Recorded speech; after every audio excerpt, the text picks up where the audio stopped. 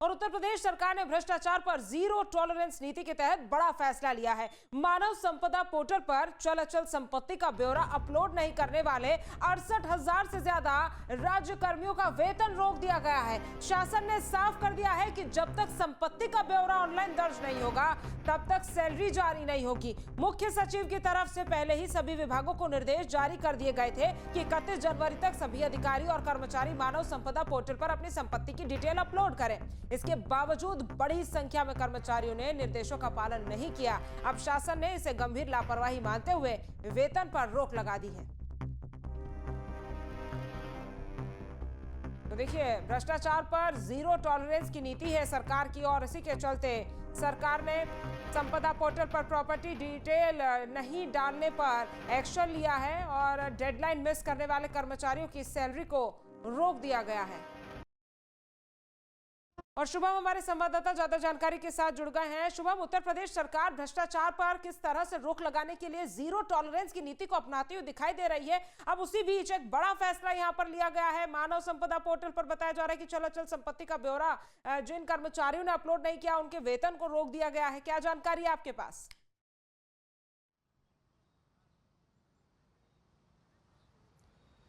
जी बिल्कुल, देखिए बीते दिनों मुख्य सचिव की तरफ से दिशा निर्देश दिए गए थे कि सरकारी कर्मचारियों को चल अचल संपत्ति का ब्यौरा मानव संपदा पोर्टल पर डालना है और इसकी अंतिम तारीख 31 जनवरी दी गई थी। बड़ी संख्या में कर्मचारियों ने इसमें जो है अपनी संपत्ति चल अचल संपत्ति के बारे में ब्यौरा दिया।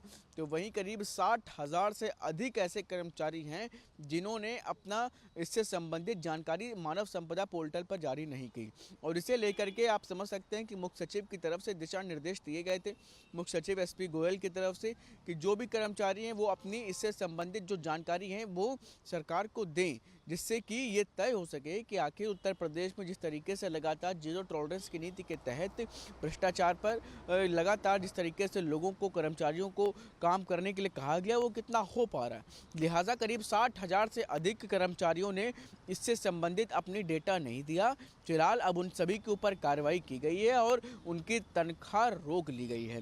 ये फिलहाल ये पूरी प्रक्रिया को आगे बढ़ाने का काम किया जा रहा है और कर्मचारियों से साथ ही साथ एक अपील भी की जा रही है कि वो जल्द से जल्द अपना मानव संपदा पोर्टल पर इससे संबंधित जानकारियों को साझा कर दें।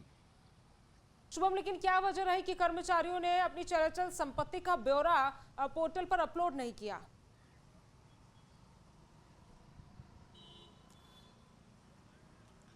जी देखिए, प्रथम दृष्टया पूरा मामला देखिए लापरवाही का सामने आता है, क्योंकि लंबे समय से इसे लेकर के दिशा निर्देश मुख्य सचिव कार्यालय की तरफ से, मुख्य सचिव की तरफ से दिए गए थे कि जो भी विभाग है सभी विभागों में कार्यरत कर्मचारी इस पूरे मामले में जल्द से जल्द कार्रवाई को आगे बढ़ाएं। और लगभग काफ़ी समय भी इस पूरे मामले को हो चुका है, लेकिन इसके बाद भी करीब 60,000 के आसपास की जो संख्या है कर्मचारियों की जिन्होंने अभी तक अपनी जानकारी मानव संपदा पोर्टल पर नहीं दी है। तो निश्चित तौर पर अभी फिलहाल प्रथम दृष्टया तो इस पूरे मामले में लापरवाही का ही पूरा मामला सामने आ रहा है, लेकिन ये लापरवाही अब कर्मचारियों को भारी पड़ सकती है, क्योंकि उनकी जो तनख्वाह है, वेतन है, उसको फिलहाल अभी रोकने का काम किया और आगे जल्द से जल्द इस पूरे मामले में उन लोगों को कार्रवाई करने के लिए कहा गया है कि जल्द से जल्द अपनी जो जानकारी है वो साझा करें और जिससे कि जो उनके ऊपर कार्रवाई की गई है वो शिथिल करते हुए वापस से जो तमाम चीज़ें वो बेहतर तरीके से चल पाएँ।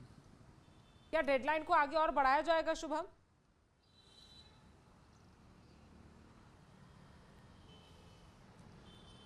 जी बिल्कुल, देखिए अगर किसी तरह की कोई खामियां ज़्यादा सामने आती है, क्योंकि बहुत सी कर्मचारियों की तरफ से इस पूरे मामले में देखिए अभी कई सारी दिक्कतों की भी बात कहीं न कहीं सामने आई है कि कहीं पर पोर्टल शायद उतना बेहतर तरीके से क्रियान्वित ना कर रहा हो या फिर नेट की समस्या। अगर कुछ बड़ी स्तर पर ऐसी कुछ समस्या आएगी तो निश्चित तौर पर उसको लेकर के भी दिशा निर्देश दिए जाएंगे या डेडलाइन हो सकता है आगे बढ़ाई जाए, लेकिन अभी फ़िलहाल ये कार्रवाई की गई है और जल्द से जल्द कर्मचारियों से अपील की गई है कि वो अपनी इससे संबंधित जानकारी को पोर्टल पर भरें।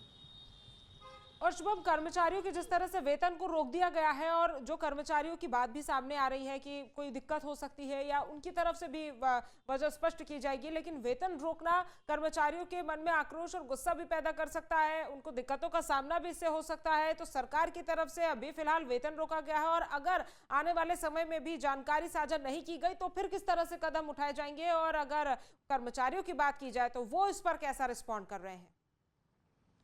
और देखिए और भी ज़्यादा सख्ती दिखा सकती है सरकार, क्योंकि इस पूरे मामले को लेकर के सरकार पूरी तरीके से गंभीर है और जीरो टॉलरेंस की नीति भ्रष्टाचार पर है प्रदेश में, और लिहाजा इसमें अगर किसी भी तरीके से कोई लापरवाही कर्मचारी करेगा तो उसे इस तरीके के अंजाम भुगतने के लिए तैयार रहना होगा।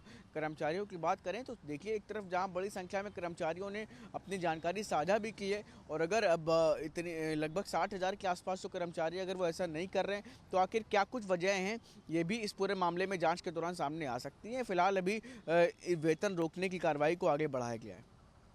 ठीक है शुभम, तमाम जानकारी हम तक पहुंचाने के लिए आपका बहुत बहुत धन्यवाद। आपके मोबाइल पर तुरंत आएगी ब्रेकिंग न्यूज, स्क्रीन पर सबसे पहले दिखेगी बड़ी खबर, देश दुनिया की हर खबर एक जगह। अब आपके मोबाइल पर तुरंत फटाफट इंस्टॉल कीजिए न्यूज नेशन ऐप और रखिए खुद को अपडेट।